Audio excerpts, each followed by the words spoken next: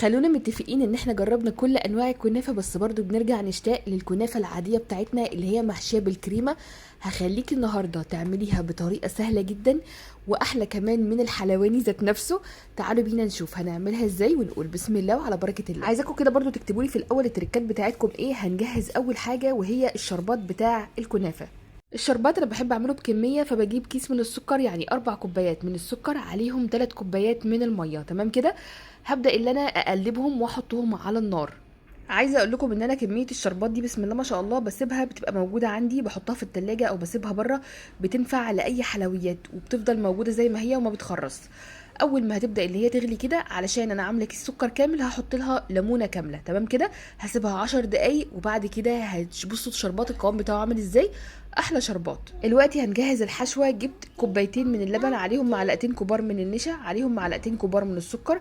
هقلبهم كويس وهرفعهم على النار لحد ما نعمل قوام المهلبيه بتاعنا. دلوقتي جبت نص كيلو من الكنافه، بدات اللي انا افرفتها بالطريقه اللي انتم شايفينها دي، هي كانت في الفريزر فبتبقى سهله جدا اللي هي تتفرفت معايا.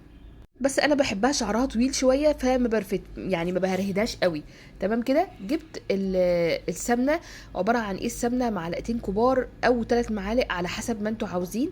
بدات اللي انا سيحتها وبدات اللي انا بقى اغلغل الكنافه كلها بيها، يعني هشرب الكنافه كلها بالسمنه. الصينيه بتاعتي مدهونه بالسمنه برضو. بدات اللي انا ارصص الكنافه في الصينيه زي ما انتوا شايفين كده. اهم حاجه ما سيبش حته من الصينيه باينه، علشان خاطر هحشيها مهلبيه، فالمهلبيه ما تتحرقش من تحت، تمام كده. اهم حاجه برضو هفضل ان انا ادككها بايدي كده، لازم ان احنا ندككها كويس جدا علشان خاطر برضو تبقى ماسكه نفسها كده لما بنيجي نقلبها.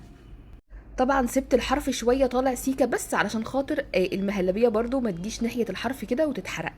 برضو لما بنيجي نفرد المهلبيه ما بنجيبهاش للطروف بتاعه الصينيه. اكتبوا لي بقى ليه بنعمل الحركه دي. فردت المهلبيه حلو جدا، وبعد كده هبدا برضو اللي انا ارصص طبقه الكنافه من فوق، بس حاطط لها الاول رشه جوز هند. لو عايزين تحطوا جوز هند زبيب براحتكم خالص، بس عندنا بنعملها من غير زبيب علشان خاطر في واحد ابن حلال بيحب يشيل الحاجات دي وما بيحبهاش في الاكل عندنا، فطبعا كلكم عندكم هذا الشخص الجميل.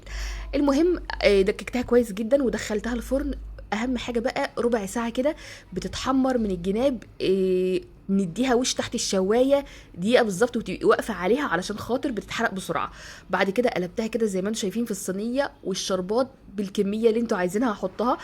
حطوها، احنا بنحبها اكسترا شربات، يعني شربات كتير سيكه عن المعتاد.